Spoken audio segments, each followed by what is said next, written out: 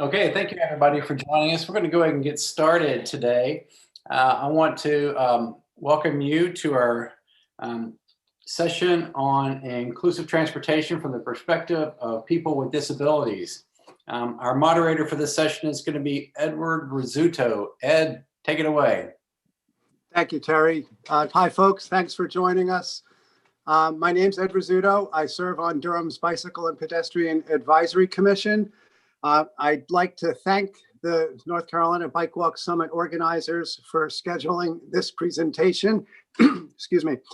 2020 marks the 30th anniversary of the Americans with Disabilities Act, and it's rather heartening that in the context of this year's theme of focusing on inclusive transportation, the summit organizers have scheduled multiple sessions that focus on transportation issues as they impact people with disabilities. And most notably, through these sessions, the voices of people with disabilities are going to be heard on the topics. That's just a wonderful outcome of the summit. Our presenters for today are Lucas Frank, Kim Tyler, Larry Woodard, and Patricia Mortensen. I encourage you to all check out their bios available on the webpage, and I believe they'll be dropped into the chat box. Lucas is going to present initially on nuts and bolts of pedestrian infrastructure. Kim is going to follow up with a presentation on topics relating to cultural awareness in the context of visual impairment. And then following those two formal presentations, we're going to open it up for some conversation with Larry and Patricia as well, to hear from the perspective of people who are actually, out on the streets as pedestrians getting around. So without further ado, I'll turn it over to Lucas and we'll go ahead. Thank you.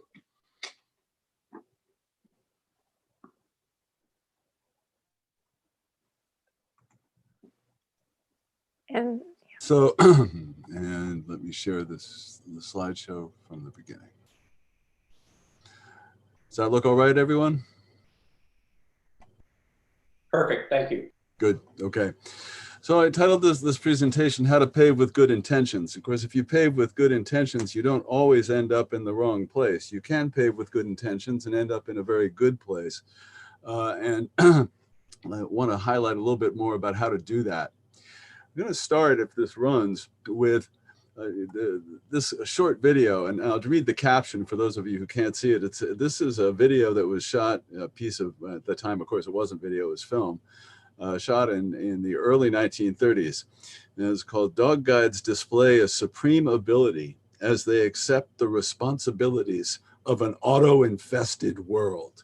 And this little video clip shows a couple of dogs getting what we call traffic checks, having to stop because of cars. Whoa, that was a close one. He makes it across the street. Here's another fella. There we go. Whoa. So the interactions between cars and people who are blind or visually impaired, there's a fellow about to go around, I hope, that open cellar door. So the interactions between the infrastructure and vehicles and people who are blind or visually impaired goes back a long way, and the relationship between traffic engineering and people with visual impairment has been a really symbiotic one, although not realized as such by traffic engineers. Just to get a rough handle on numbers, some degree of vision impairment affects something like 8.3 million Americans. Yeah, I can't, those figures are very, very difficult to come by. There is no national registry, but one thing that is sure is that the number is going up because a great percentage of people who are blind or visually impaired are getting older. And so it's most of these visual conditions are related to age. And so as the population and demographic ages, we're going to see more and more people who are blind and visually impaired. 1.3 million people, again, not standing by that figure, are legally blind, which implies that they have quite a bit of residual vision, but have a handicap in terms of their ability to access information on some level. How do people who are blind or visually impaired get trained to travel independently? Well, again, it's a bit of a patchwork across the country. The training opportunities vary by age, by state, by veteran status. So children nowadays, for the most part, children who are born blind or with visual issues are for the most part mainstreamed and receive training from what are called orientation and mobility specialists, of which I'm one. Um, for adults, it varies quite a bit by age and by state. Some states have pretty good systems. Other states are quite poor, and services are not strongly available. To some extent, age plays a role here too, because the funding for services, if you are of vocational age, is going to be better than if you are past vocational age. So it's quite uneven overall. The basic technique that people who are blind use to cross the street, very simple. You stand on the corner, the traffic is moving from left to right in front of you and against you. All of a sudden, the light changes and the traffic next to you begins to flow. That roughly corresponds in a certain older type of intersection, in any case, with the beginning of the visual green light or the walk indication. You initiate your crossing using your cane or your guide dog and cross the street. By the way, guide dogs are a very small minority of people who are blind or visually impaired.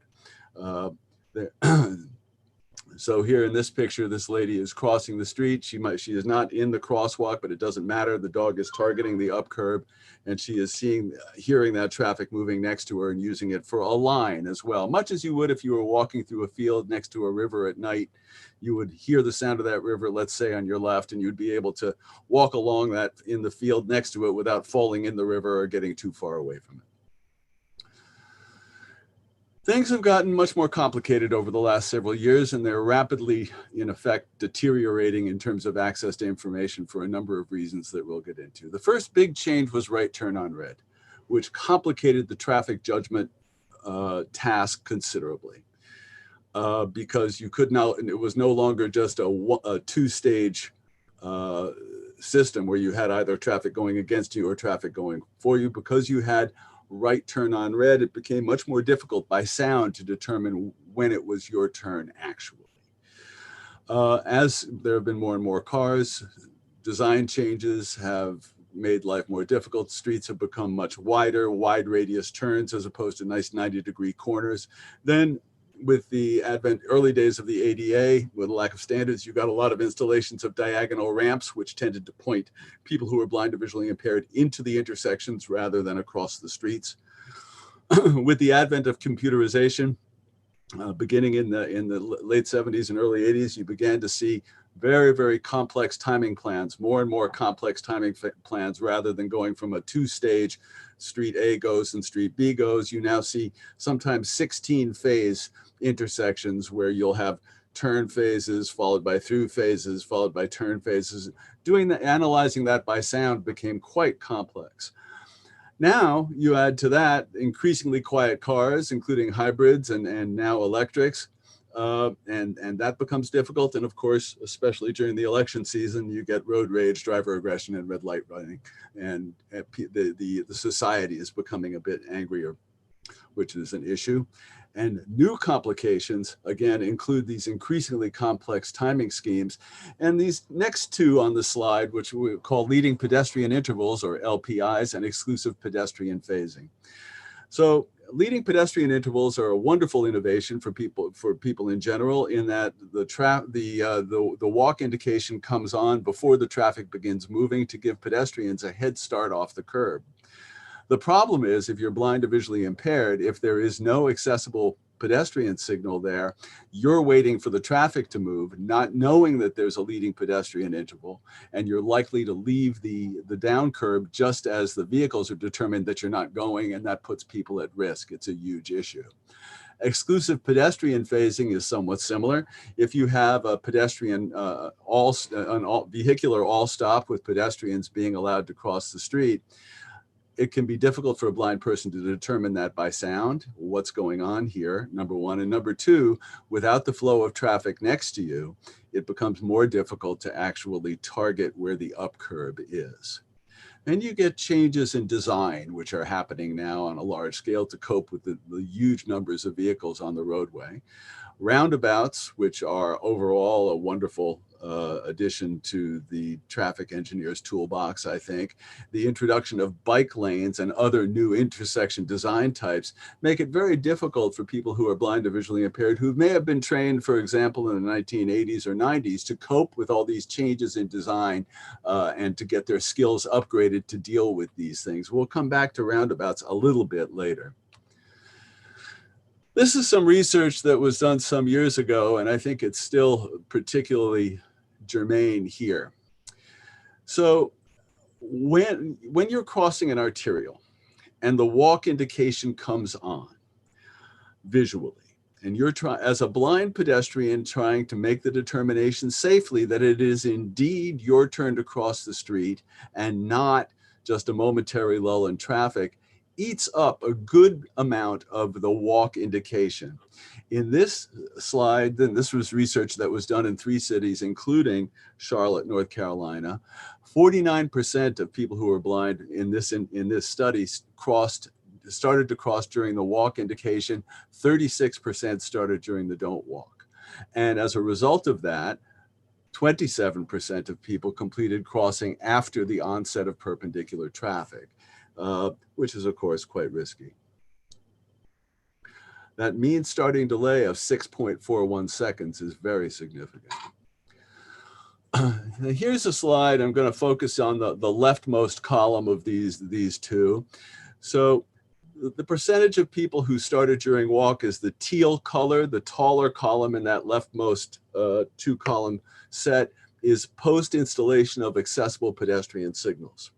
So people, before the installation of APS, roughly 23% of people began crossing during the walk indication. After the installation of APS, over 80% of people began crossing during the walk indication. That's the power of APS installations. Basically, it's just providing information to people that is, who are blind or visually impaired that is already routinely provided to people who are sighted.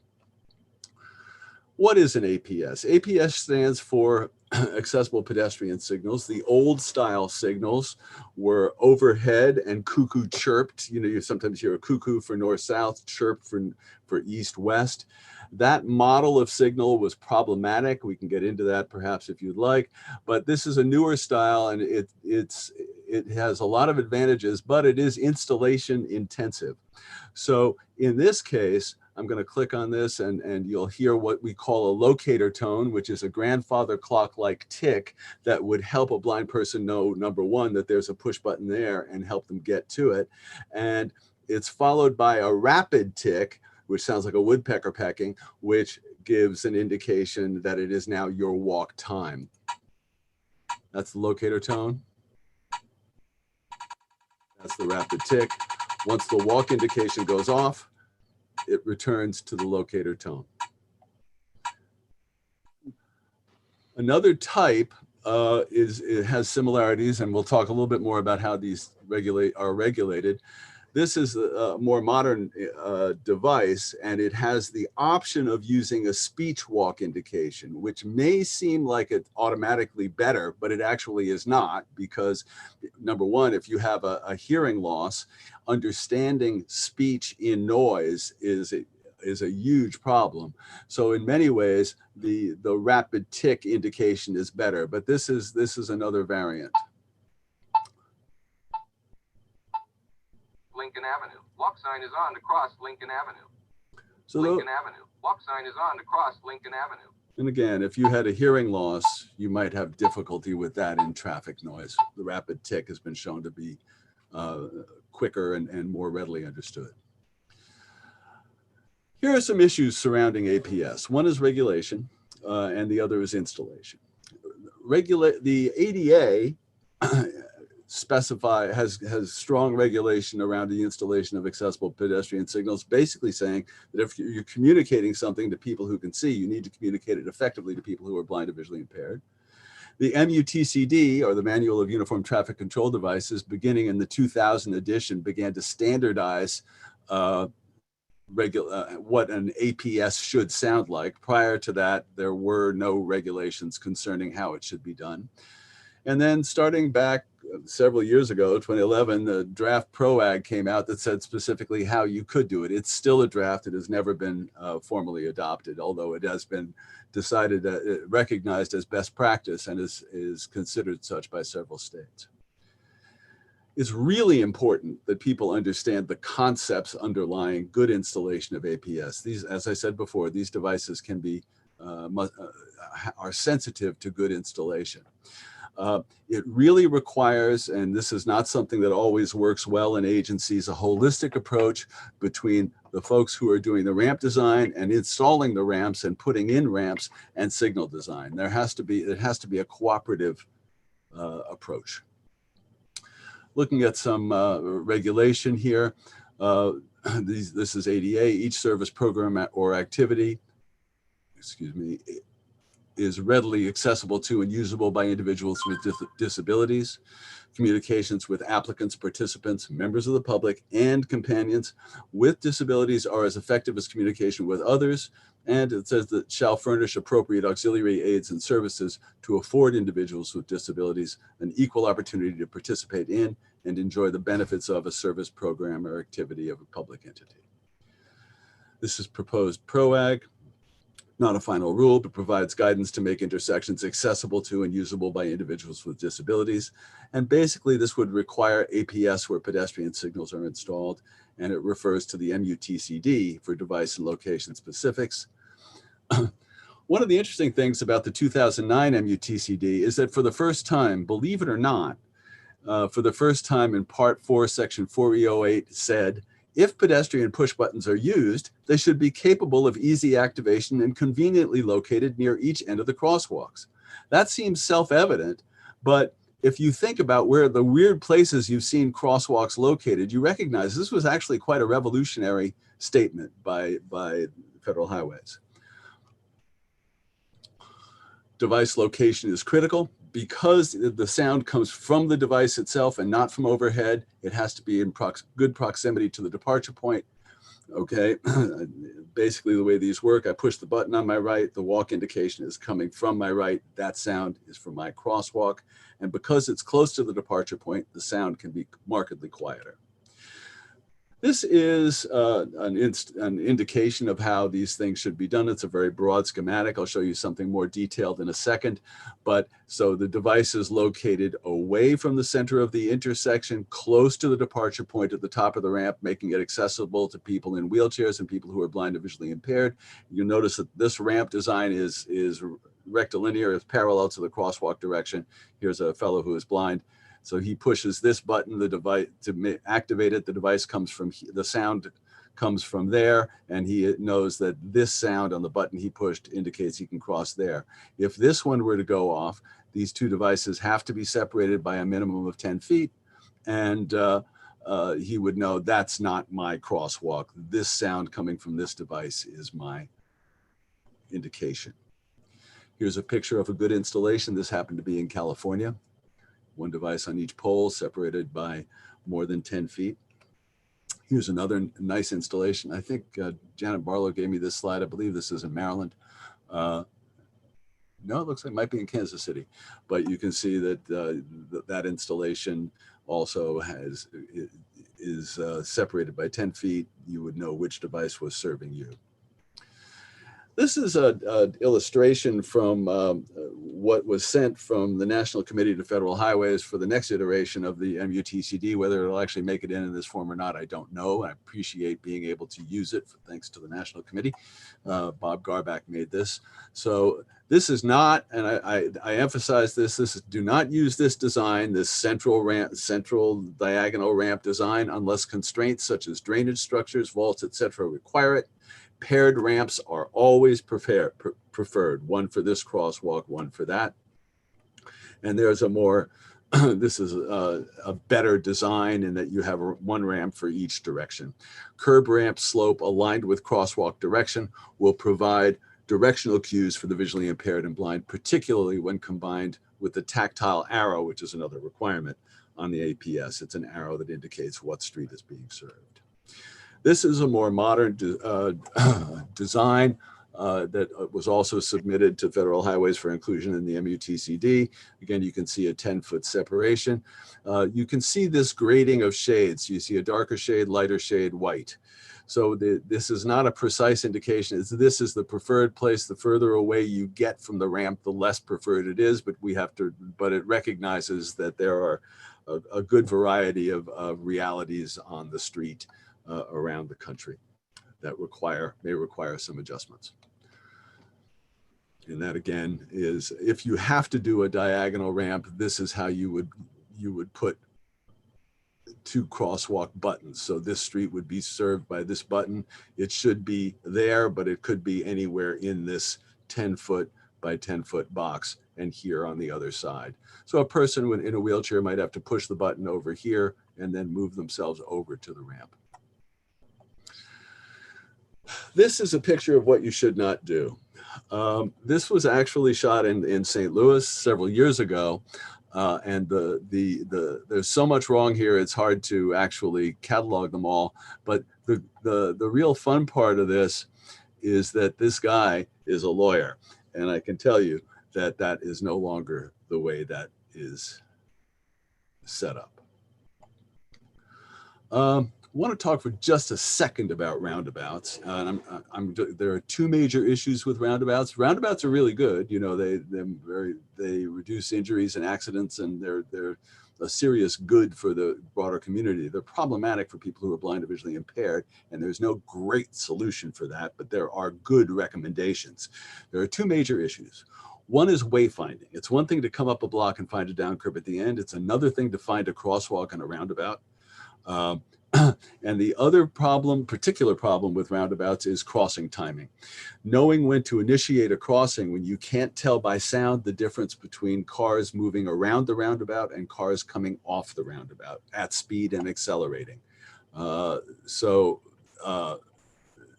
That's a real problem. So a lot of research is being done on this.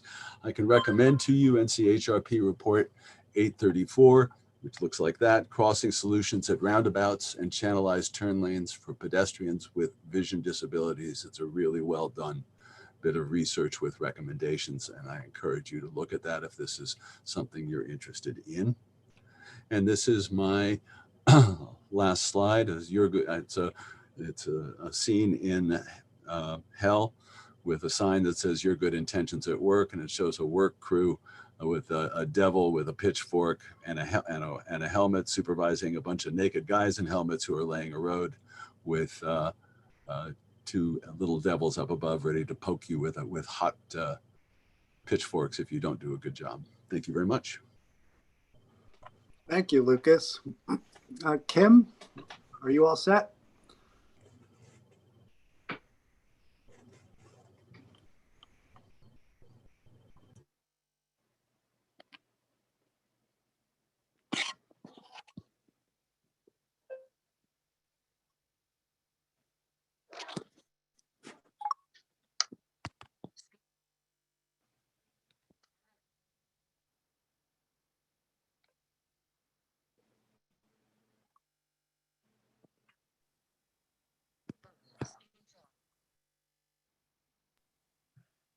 You're there now. Okay. Is the PowerPoint visible? Yes, it is. Okay, awesome. And you can hear me? Absolutely, Kim. Okay, terrific. All right. First, I just want to introduce myself a little bit. I'm Kim Tyler. I am a social worker with the North Carolina Division of Services for the Blind. And a little bit about the agency. Services for the Blind is committed to helping individuals who are blind or visually impaired achieve their own goals of either independence or employment. And my role as a social worker is to work under the Independent Living Services program to kind of help folks adjust to their vision, whatever that might be. And the majority of my caseload is folks who have had vision and are experiencing or have experienced vision loss. So consequently, I do work with a lot of older people, but not exclusively. And I myself am visually impaired. I have been since birth. I've been legally blind. So I kind of hope that I can bring my own experiences as well as experiences some of my clients have shared with me to kind of help understand some of the obstacles and some of the solutions to problems that exist for folks with vision disabilities and trying to navigate the world. Before I get started too much, I kind of wanted to give a shout out and a thank you to Janet Barlow through Accessible Design for the Blind. She has allowed us to use some of her slides, and we really appreciate that. The first I thought might be good to do is to kind of try to provide definitions of blind or visually impaired. Blind can simply mean the inability to see anything, and that's probably what most people think, and it's accurate. However, it can mean more than that. People who are legally blind, some of the other terms might be partially sighted or low vision. There can be other terminologies. These are folks who have at least some amount of usable vision. And that's going to be the majority of the people who are technically considered blind. They will have at least some amount of vision. Just sort of to let you know, legally blind is sometimes a difficult term. Basically, what it means is someone who has an acuity of 2200 best corrected, or they have a visual field that is only 20% of what a traditional visual field would be. So you can maybe think about legal blindness as being somewhere around 20% of the average person's vision or less. All right. Some transportation options to kind of just review for people who are visually impaired and are unable to drive. Walking obviously is a good one. Public transportation, buses, rails, paratransit services are certainly useful. Shuttles, taxis, Ubers and Lyfts have gotten very popular, and those of us with vision problems are thankful for that. We also want to, kind of recognize though that walking is going to be necessary. Even when you use any of these things, even door-to-door services is going to at least require some amount of navigating the world outside.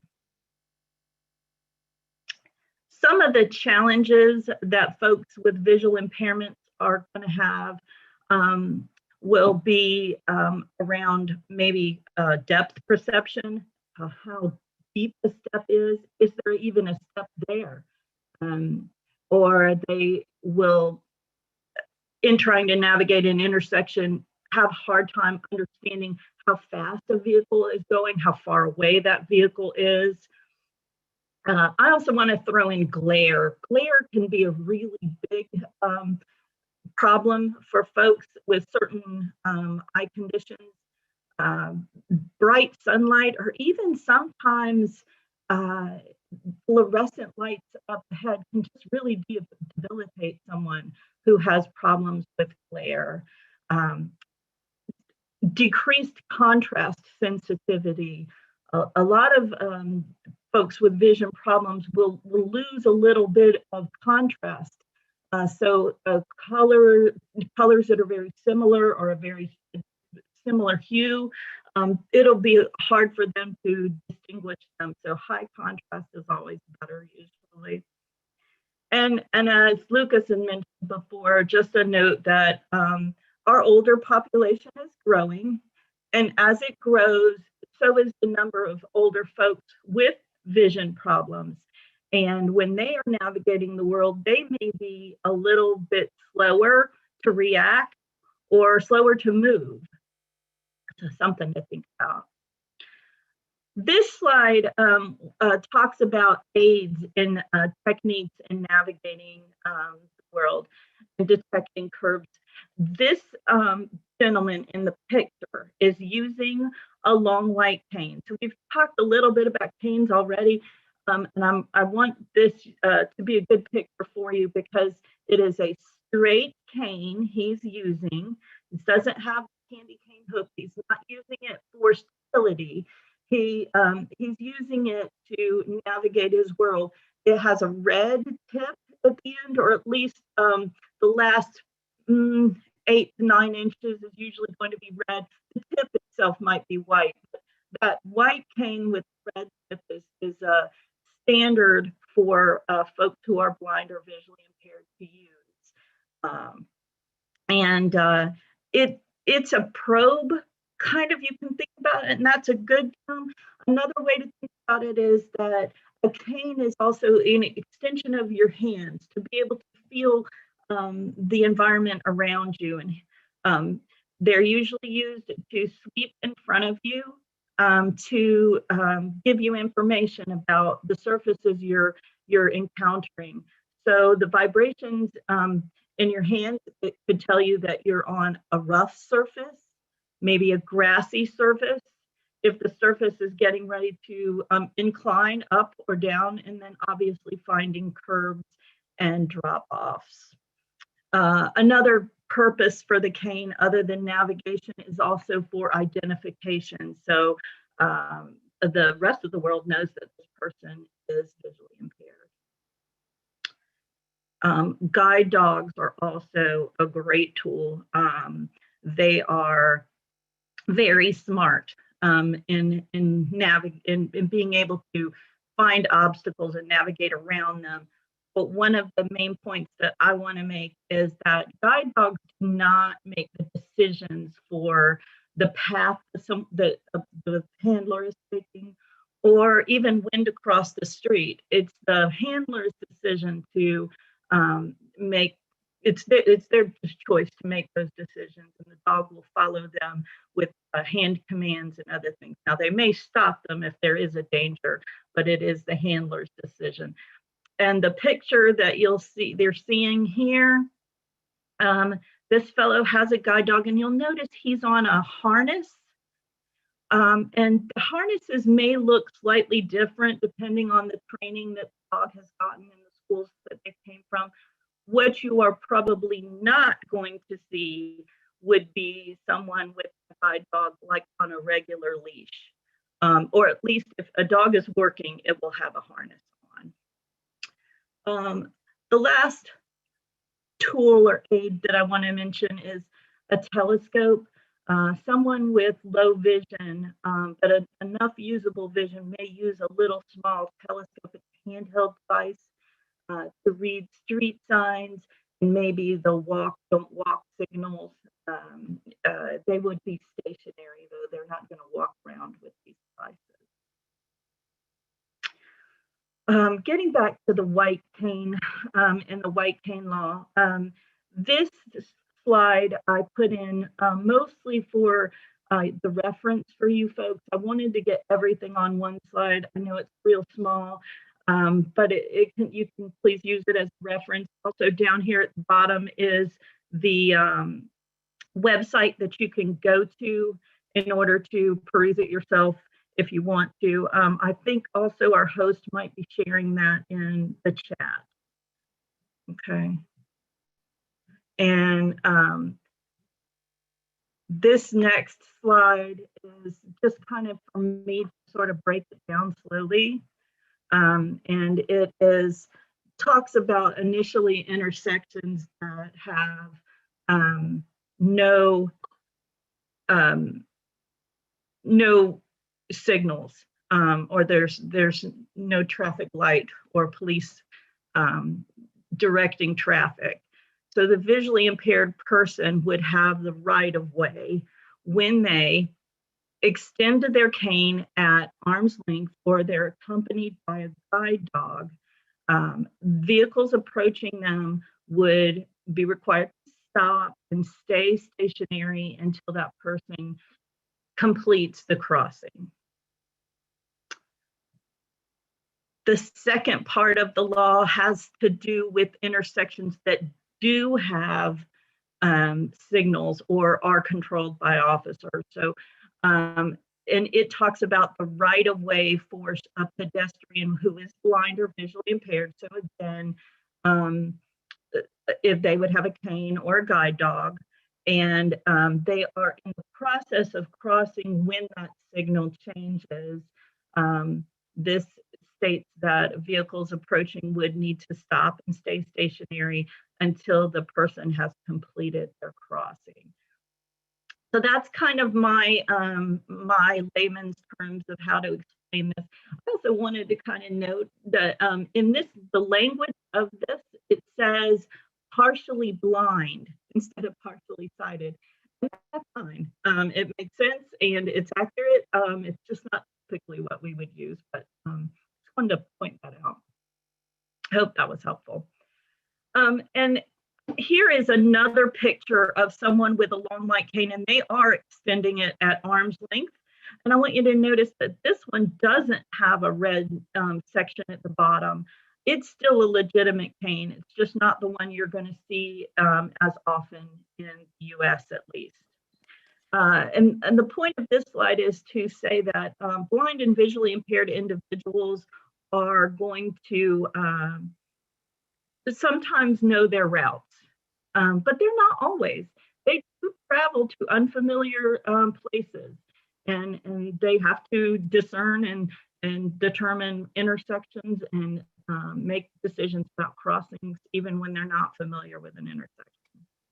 The next few slides I'm going to show you is going to be kind of the same intersection, so you can understand some of the process and what information is available to folks with different vision problems. This first one, obviously, is for someone who is totally blind.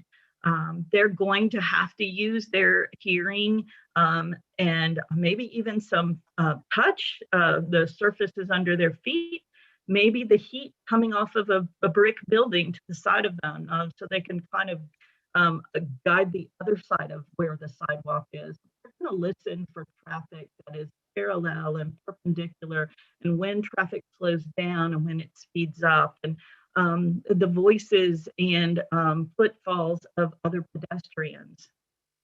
So there's information to be had. This slide is shows someone with peripheral vision loss. Sometimes people will use the term tunnel vision. This is kind of typical of someone who might have retinitis pigmentosa. And you can see that their central vision and a few other little islands are pretty clear. Central vision usually is. It's our detailed vision. And they can maybe see the signs. You can maybe see that there's a little section of a crosswalk there that you can make out. These folks are going to probably stand still and scan their surroundings to get a good idea. And it's important to note that while they may be able to see the sign, they are the ones that are more likely to trip over something beside them, or maybe hit their shoulder on a sign that is protruding out into the sidewalk. This is peripheral vision loss. This is central vision loss, so this is kind of the opposite. And this is what we would typically find in our folks who are older and might have macular degeneration. And you'll see there's quite a bit of vision still left, but it's not as clear. So this, and these folks, especially the folks who are older with macular degeneration, especially early on when they're starting to lose their central vision, they may not yet be using a cane. They may not yet have had the training or the opportunity to get the training. So this is how they're navigating the world without assistance even. And you can make out some things too. Still here, that sign is there. You might not be able to read it, but you know it's there. Maybe even the crosswalks to some degree. You can see large shapes. this is what would be overall vision loss. And overall vision loss could be certainly cataracts, maybe glaucoma, maybe even a little bit of diabetic retinopathy, although that can manifest differently. These are the folks who may have a lot of problems with glare. And there's a lot of information that can be had here. You can kind of still see the crosswalks. You're probably not going to be able to discern any kind of lighting or even read a sign, but there's information. I also wanted to show like this little shadow down here. That might be confusing. Is that a shadow or is that something I need to worry about tripping over? All right. Now, this is the intersection we've been looking at all along with the view of somebody who has regular vision, typical vision. And is it what you would have thought? I would like to kind of know if it is. That is is something where we can look at it now and kind of say, this person, thanks for getting up this morning and wearing a high contrast outfit. Maybe you saw him and could follow across. The street is still pretty dark, and the crosswalks have a nice white line, so the contrast there is good. High contrast is always nice.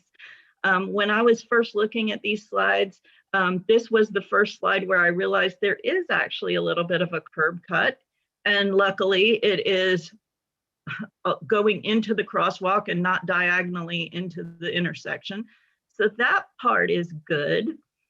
The part that maybe isn't so good is that I don't see that there's any distinction. So there's no contrast as far as a color, but there's also not any contrast. It looks to me anyway, there's no tactile contrast. There's no truncated domes or anything like that to kind of let you know that you are passing from the sidewalk into the street. So for me, that's really all I have for you. And I hope this was helpful. And I think that when we have the panel discussion, if you have any questions, we can try to fill them in. Thank you, Kim. Yeah. So just a comment on, Kim mentioned the North Carolina's white cane law. Just a quick follow-up on that before we turn to Larry and Patricia. I reached out to the Durham City Attorney's Office just for some feedback on their take on the white cane law. And as far as at least the Durham City Attorney's Office goes, nobody is aware of that law actually ever being enforced in the city of Durham. They communicated with a longtime prosecutor who was unfamiliar with any prosecutions under that law. And we got some feedback from actually the chief of police in Beaufort, North Carolina, who suggested that there's not really going to be enforcement of that law because it's classified apparently as a felony, and it's just not something that police are going to want to charge, given it's a crosswalk violation. So there are some people who are looking at lobbying, working with perhaps Department of Motor Vehicles and the state legislature to maybe reduce it to a misdemeanor and have DMV, just bring that law more into the forefront for the general public, so that everyone's aware of it. So thanks for bringing that up, Kim. So I'm going to assume that Larry and Pat have been unmuted.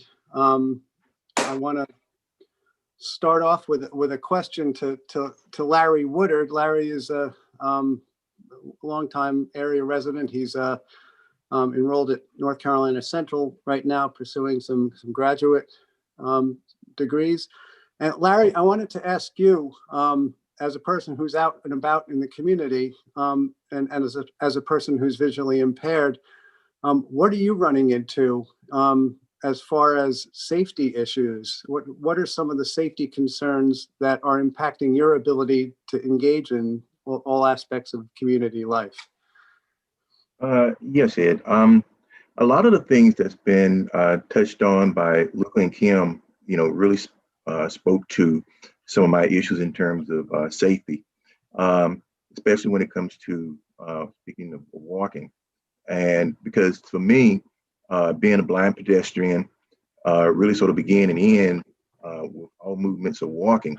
And that may sound sort of fundamental and simplistic, but if you are a blind pedestrian and trying to get about and be social, active and interact with other things around the city and town, that becomes really a safety hazard, hazard sometimes. And it really sort of heighten your ability to get around and participate in certain things. Because of the fact that, when you think about it, when you're walking, just walking to to a car to get in it, walking to a bus, you have to navigate that. Trying to walk to get across the street, or either walking on a sidewalk, everything sort of began and end with that. And for me, I think one of the biggest things is trying to cross the streets, especially when there's not an APS there. That's really sort of one of the big safety issues for me. I am not only blind, but I'm hard of hearing as well. So trying to get across the street and not being able to see it nor hear it per se, as I would like to, that can be sort of that can really heighten your sense of being when it comes to trying to cross the street. And I think the other thing is too, and which a lot of people may not think about, which is when you're walking, whether you're walking across the street or walking on the sidewalk to get to the street, if there's any debris or anything or any objects that's facing there or in there, you don't see those things. And it's very easy for you to walk into those things and trip and fall or those types of things. So for me, those are the biggest issues right there when it comes to really sort of getting about and interacting. Thanks, Larry. Patricia, I kind of want to ask the same thing of you. You're in a similar and yet different position than Larry. You're visually impaired, but you're also using a wheelchair to get around. And I know you well enough to know that you do get around pretty well. But from your perspective, can you share what you're observing as some of the safety concerns that you think are really important for people to be aware of?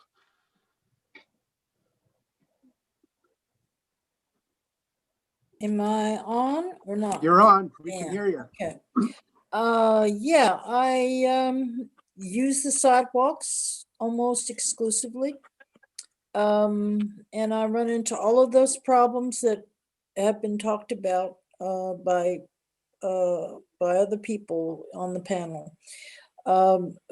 Particularly, I've run into things like cars that are turning, left and right turning. And I'm trying to, with a visual impairment, keep in touch with where I'm going, but I also have to, because of that, have to look behind me and around me and other directions to see if cars might be turning. And if some kind of limitation of the space that we need to use could be looked at whenever they develop turn those sign the lights that cause us to move. I'm looking behind me and onto the sides of me so that it's not just, go ahead and walk. There are other things that are happening at the same time, and I don't know what they are.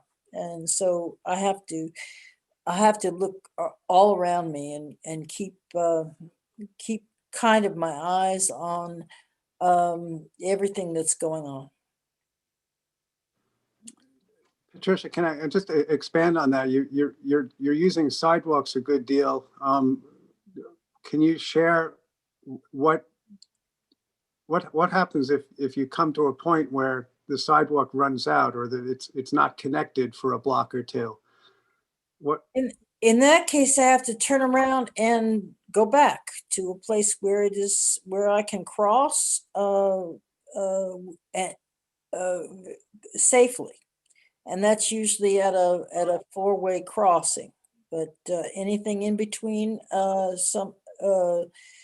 sometimes it works, sometimes it doesn't. If it doesn't work, I have to turn around and go back to the main crosswalk. Okay, thank you. Larry, any suggestions on where cities, transportation departments, just people who are out there, taking care of our streets can find room for improvement? I would say one of the issues I have sometimes is when I am walking on a sidewalk, and there is like cracks in the sidewalk, and it's not smooth or anything like that.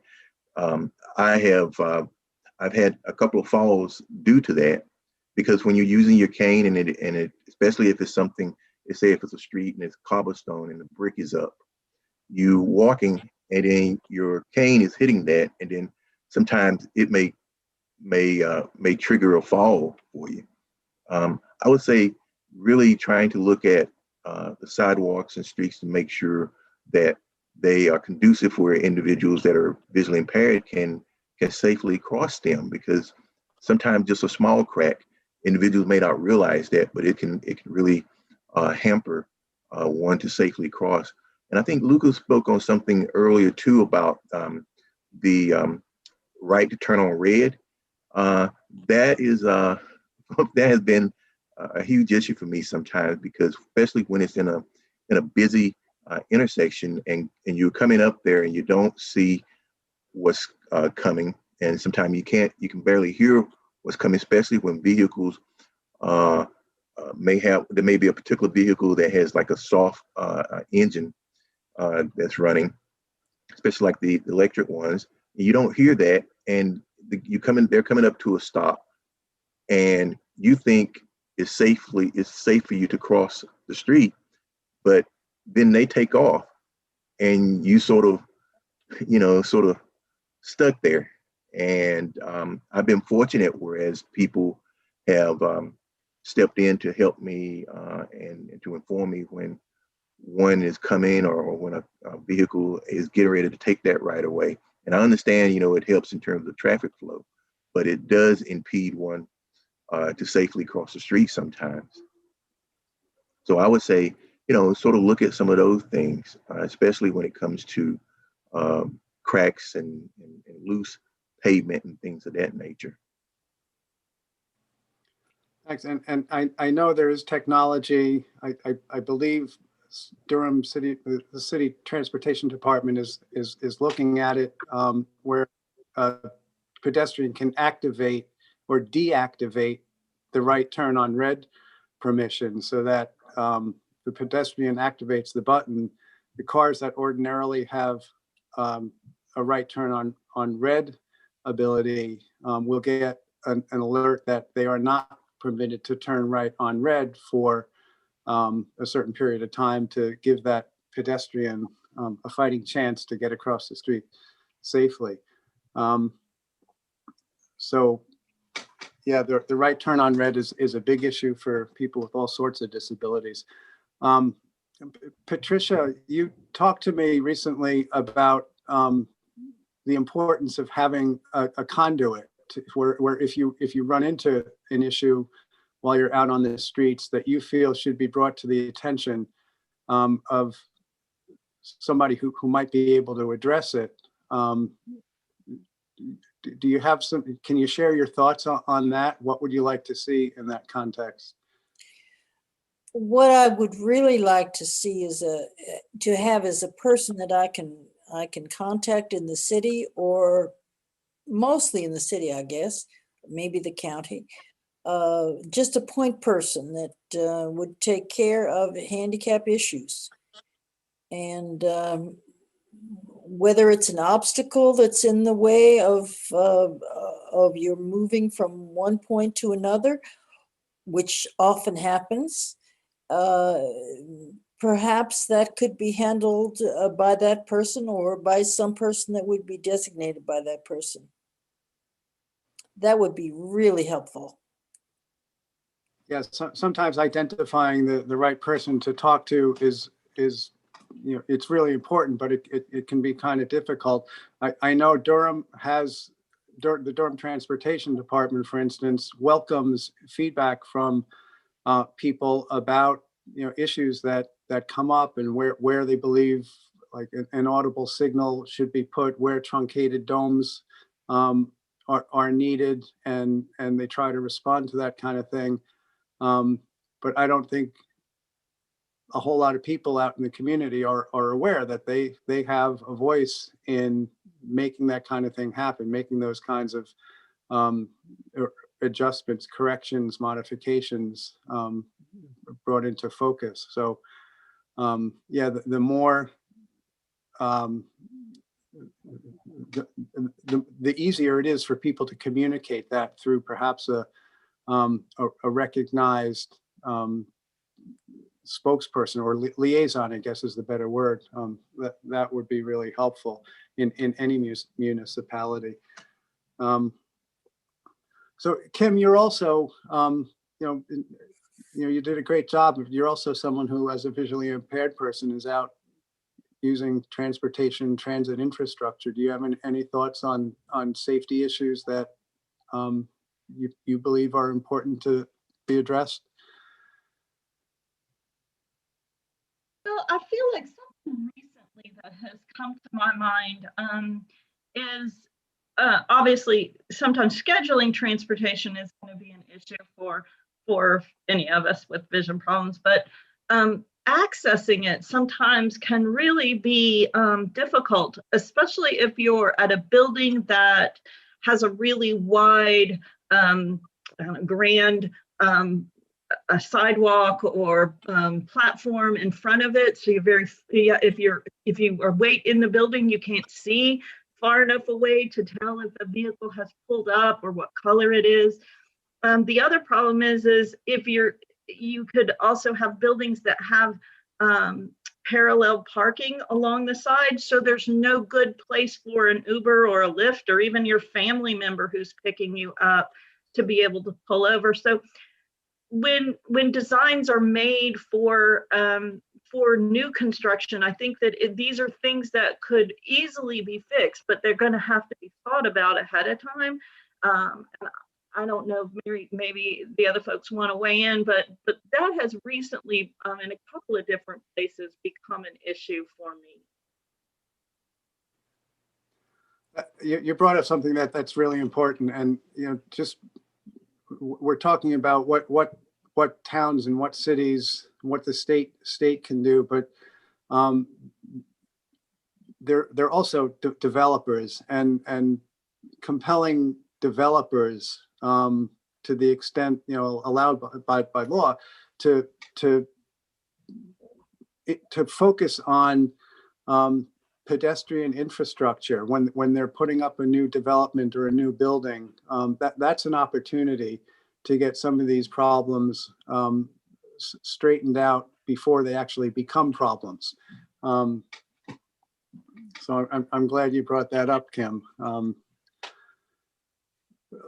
Larry or Pat, do you have anything else that you'd like to add from your perspective as pedestrians who are just pretty well engaged out there? I just like, oh, go ahead. No, go ahead. Oh, Go ahead, Pat. I'd just like to say that the issues can be raised all across the board. There's so many people that are involved in that, but there's no one person that we know about that like a point person that will handle it all, is what I'm saying.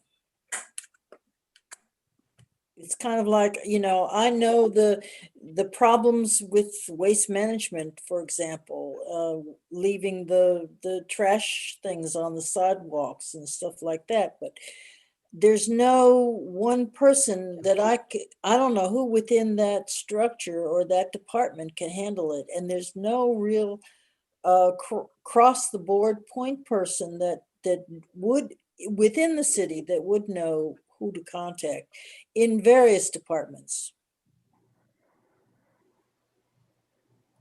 Thanks, Pat. And hopefully that's something that we can maybe get some focus on. Larry, you wanted to say something? The only thing I was going to say is that I think access is very important, and to have more available transit. I think that's a critical thing, because if you can't access it, it really makes it very difficult to you to not only ride safely, but to get from point A to point B, which a lot of times, you know, that is your mode of transportation. So I think those two things are critically important.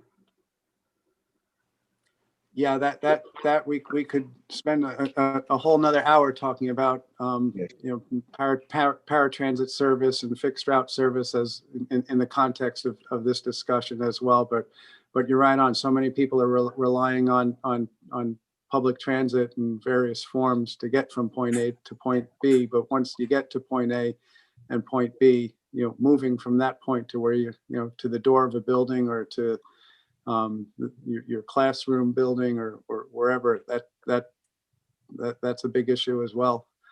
I think we're at the end of our time slot. I want to thank Lucas, Kim, Larry, and Patricia for doing such a great job and for sharing. And again, I really want to thank the North Carolina Bike Walk Summit folks for giving us this opportunity to share some pretty important stuff. Thank you, everybody.